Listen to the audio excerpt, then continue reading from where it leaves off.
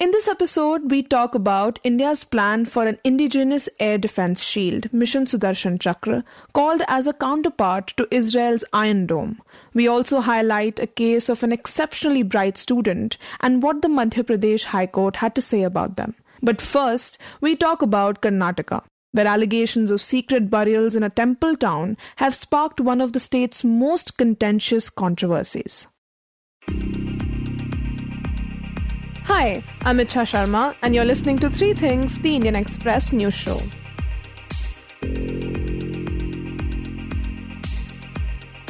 This case centers on Dharmasthala, a town which is situated in the Dakshin Kannada district and is home to the Sri Dharmasthala Manjunatheshwara temple. Dharmasthala is one of the most important temple towns in Karnataka. This is the Indian Express's Akram M, who reported on the story for the newspaper. There is a Shiva temple there, Sri Manjunatheshwara temple, which is thronged by devotees from across the state and some parts of Kerala and Tamil Nadu too. People from Dharmasthala say that devotees from all across the country come there, but most of the devotees do come from Karnataka and Kerala. And this is located in the coastal part of Karnataka. It's in a district called Dakshina Kannada district. And it's very close to the Ghats, very forested area, pristine nature all around. So it's one of the most important centers of a pilgrimage too, because during Shivratri, thousands of people do a padayatra to this place. In fact, this temple is said to be an 800-year-old pilgrimage center and is overseen by Virendra Hegde, the Dharmadhikari, who is also the region's BJP-nominated Rajya Sabha MP. Now, Akram tells us that this case first came to light when a former sanitation worker, C.N. Chennaya, came forward claiming that he had buried dozens of bodies in the region between 1998 and 2014. So this particular case of secret burials apparently has started in April. So in this case, the complainant, who was a whistleblower for a while, alleges that he has buried several bodies. And it later became hundreds of bodies. But basically in his complaint initially, it was like he has buried several bodies in and around the forest of Dharmasthala. And he was forced to do this because, as we know, he was employed as a sanitation worker at Templetown. So he was forced to bury these bodies, and he alleges that he was threatened against approaching the police. So one of the facts that he highlights in the complaint, one of his allegations that he highlights in the complaint, is that several of victims, women victims that he buried, had signs of sexual assault in them. So this was the case. And an FIR was registered on July 4th based on the complaint filed by this person a day earlier. So this is the premise of the case, that this person alleges that he has buried several bodies, and some say which is in the hundreds, in and around the Dharmasthala, and very influential people were behind it, was his allegation. Now, for weeks, the ruling Congress government and the opposition BJP had maintained measured positions as the investigation unfolded.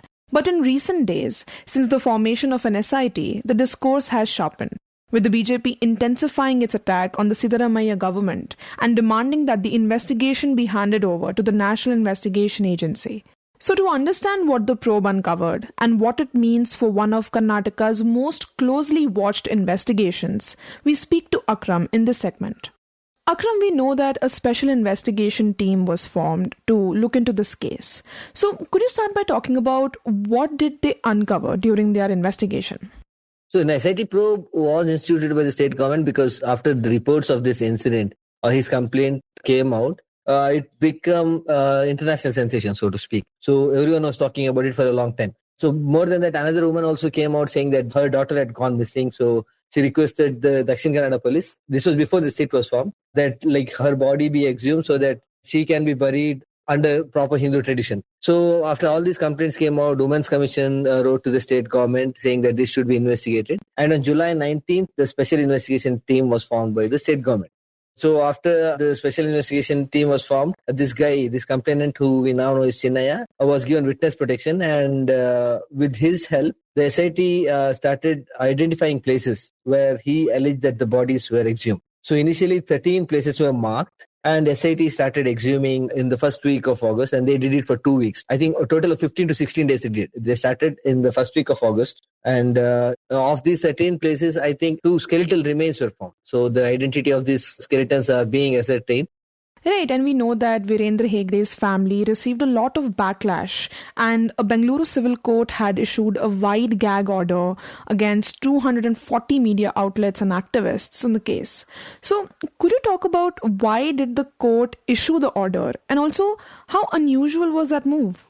Okay, that gag order was unusual. I can say that. But the premise of the application was that like people who applied sought a gag order were wary of the defamatory content that were being published mainly on YouTube and Instagram. Okay, they were not like, for example, if you look at the number of articles that they have linked in their application, of the 8,000 odd, around 7,900, I think, are of YouTube videos and Instagram reels that were spreading on social media. News reports, I think there were like hardly some 20 or 30. So basically, this gag order was against this, what they say, defamatory content that was being spread across social media platforms by linking the members of Hegde family in this case. So as you know, Dr. D. Virendra Hegde is the Dharmadhikari of Dharmasthala. Dharmadhikari, it means religious head of that place. And he's also a BJP Rajya Sabha MP. So his family members went to court saying that while this case is on, there was nothing to show, nothing to link these crimes to them. There were people on social media making outrageous claims. And that is why a gag order was issued. But subsequently, some YouTube channels went to court challenging the order and the gag order was lifted.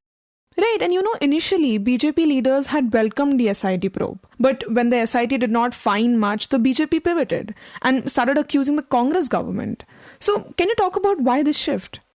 I think there was some uncertainty. This is my opinion. Because there was some uncertainty in the minds of BJP. Because when a whistleblower came out and there was this news all around that he has buried hundreds of bodies and he will be able to recover skeleton, then I think BJP was at crossroads on what to do then. So after 2 weeks of exhumation, when they only find 2 skeletons, then I think BJP found the strength to say that all this is bunkum and there was nothing the SIT could unearth. That is when I think BJP found it. Incidentally, it also happened when this house was in session. Initially, yes, BJP had welcomed the probe, saying that an SIT investigation is fine. But when the monsoon session of legislature happened a couple of weeks ago, BJP legislators took it up in the House and they had initially sought an interim report on what the SIT had investigated. By then, exhumation was still going on. So the government said, no, we cannot give you an interim report until the investigation is complete. And then there was an also argument with BJP legislators argued then that this is a conspiracy to defame the temple top. And there were several masked men behind this masked man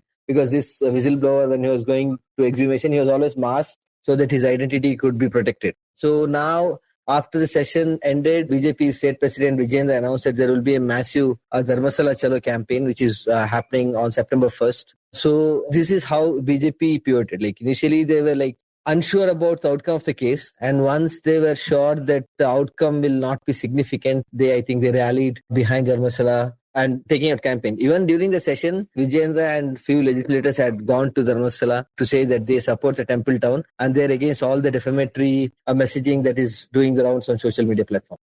And Akram, speaking about the ruling Congress, what did they have to say about the case?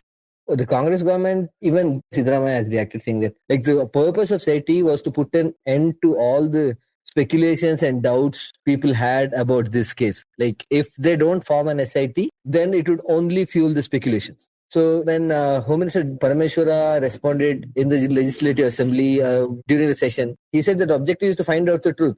Like for example, a complainant comes out and makes this allegations of burying, like say, several bodies, then it is the duty of the government to investigate. This is what the government has maintained. And that is what happened too. But I think the government stopped exhumation only after this first around 16 spots were exhumed by SIT and only 2 skeletal remains were found.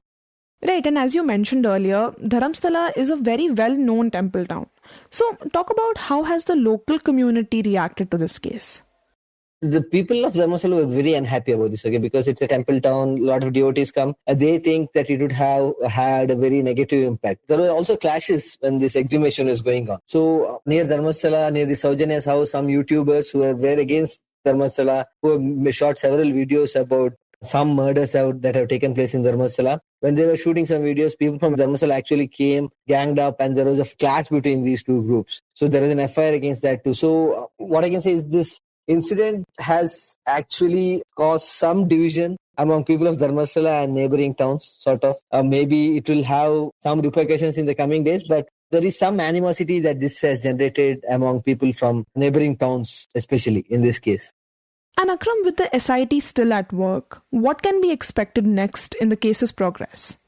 So I think SIT is not only looking at this case or these allegations, but also looking at whether there was a conspiracy by all these people, by some activists and this guy, the complainant. Because as you know, like over the past few days, it has questioned people like Girish Matanavar, who is an activist behind this case, Sujata Bhatt, who is the complainant. Okay, curious case of Sujata Bhatt. Initially, she alleges that her daughter had missing at Dharmasthala. Then she tells a YouTube channel that no, she was forced to lie by these people. Girish Matanavar, Mahesh Shetty Timurudi and others. And then she does a U-turn again, saying that she was forced by some lawyers to make this statement. She has recorded a statement with the SIT last week. The contents of her statements are still not in the public domain, but sources indicate that she has withdrawn her initial complaint where she said that her daughter had gone missing. And also police SIT searched the residence of Mahesh Shetty Timurudi where this Chinaya was taking shelter, because he had opted to choose shelter at Mahesh Shetty Timurudi's house even when he was helping SIT exhume the places around Dharmasthala.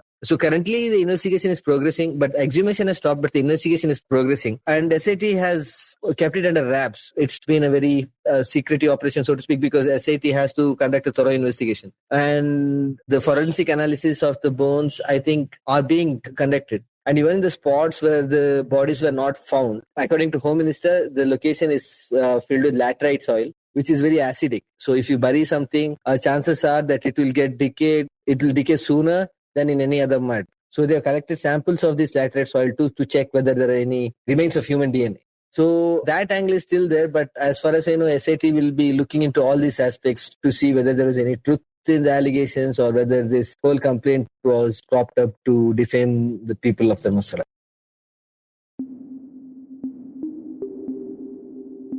And next, we turn our attention to India's air defense system.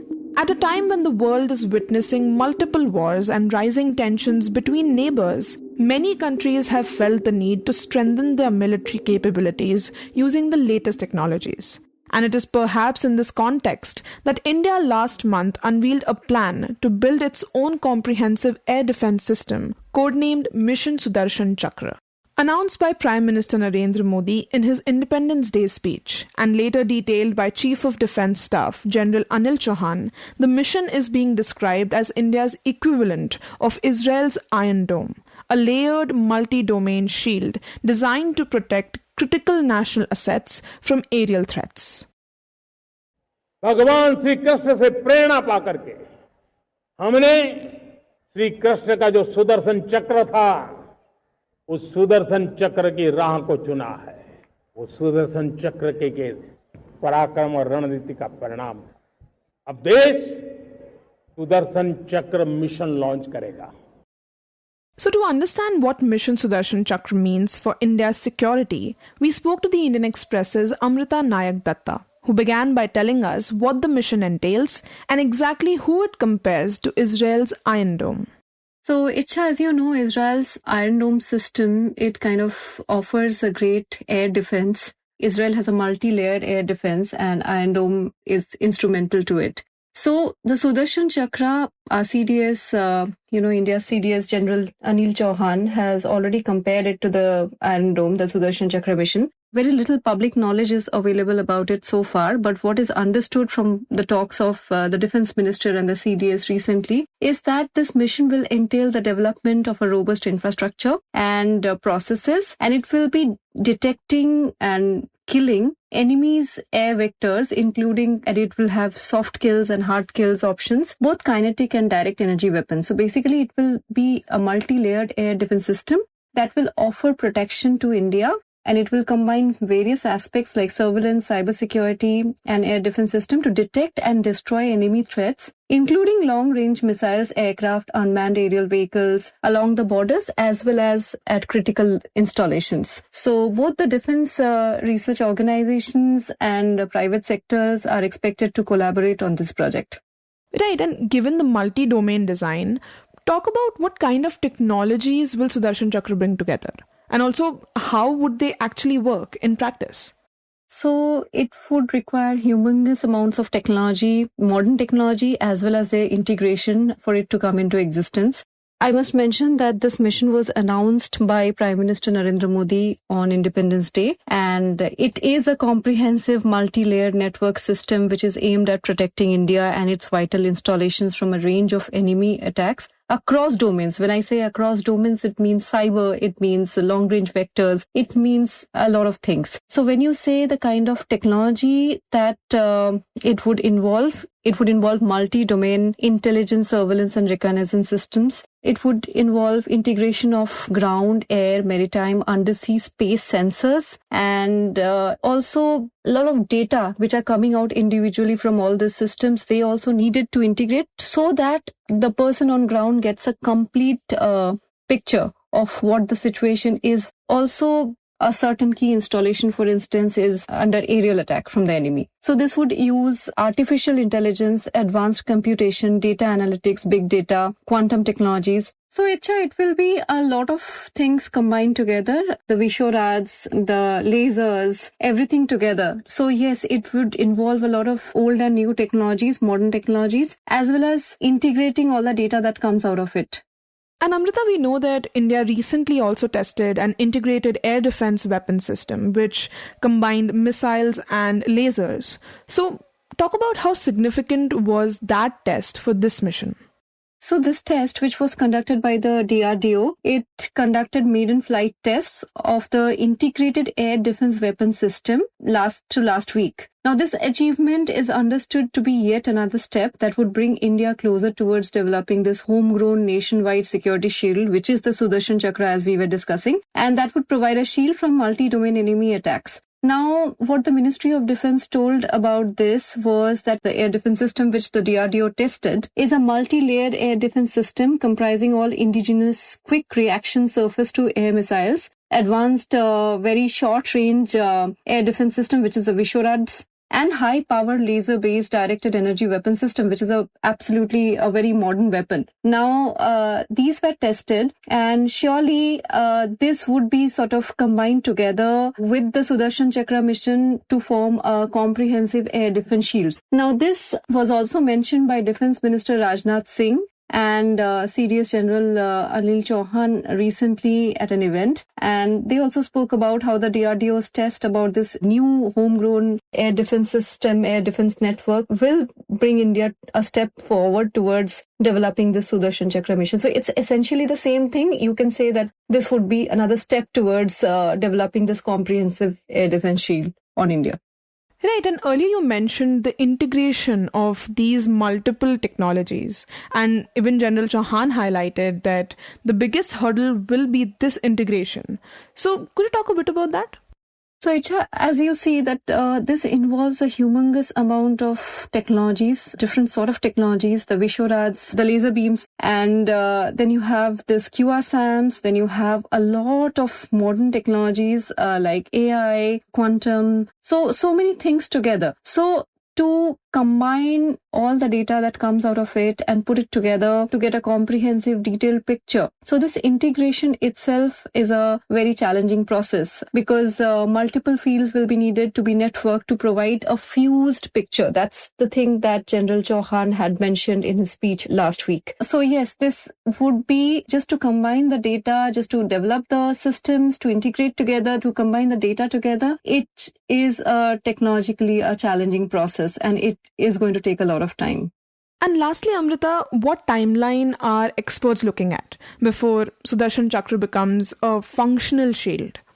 So the timeline that has been given by Prime Minister Modi himself is 2035, so another 10 years. But that doesn't mean that India does not have a robust air defense network already in place. As we saw in Operation Sindoor, a lot of the enemy aerial attacks were thwarted because of the air defense systems which is already in place, and not just the different systems in place, but they are also networked pretty well. so as to provide a comprehensive picture on where the aerial attack is coming from, which side and from which sector, etc. So we already have a shield in place, but yes, this will be covering all major vital installations, and it will cover all the border areas. So this will be, of course, more comprehensive, more detailed, and that is going to take a lot of time, till another 10 years. But that is also valid given the sheer amount of technologies and the integration that is required for the process. So till that time, India already has its air defense systems in place.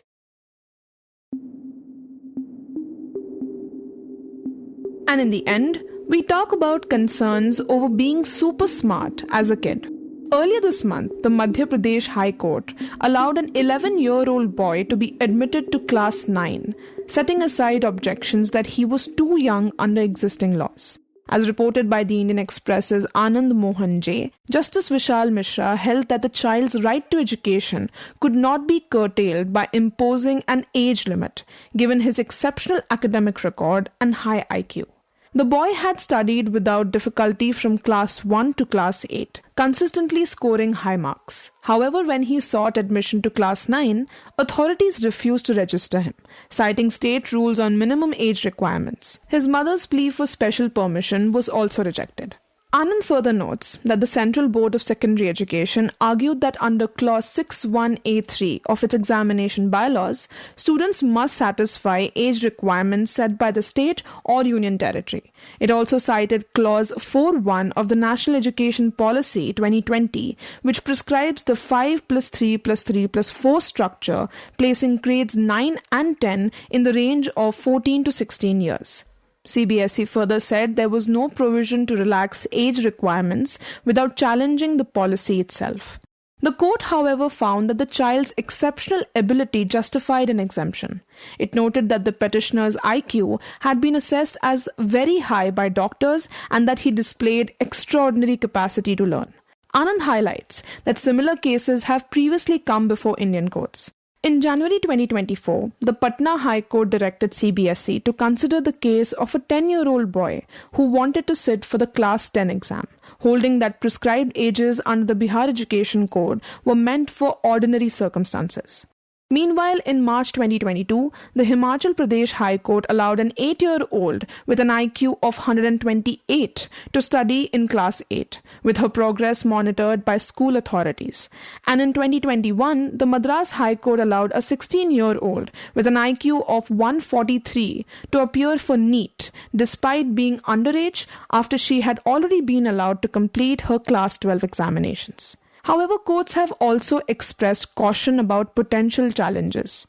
The Himachal Pradesh High Court noted risks of peer pressure, emotional strain, and long-term difficulties if children are advanced too quickly. Anand reports that education experts have advised against equating IQ with readiness for higher classes, pointing out that school also provides social and emotional development, which may not align with academic advancement. You were listening to 3 Things by the Indian Express. Today's show was edited and mixed by Suresh Pawar and produced by Shashank, Bhargava and me, Icha Sharma. If you like the show, do subscribe to us wherever you get your podcast. You can also recommend it to someone you think may like it, with a friend or in your family. This is the best way for people to get to know about us. You can also tweet us at Express Podcast or write to us at podcast@indianexpress.com.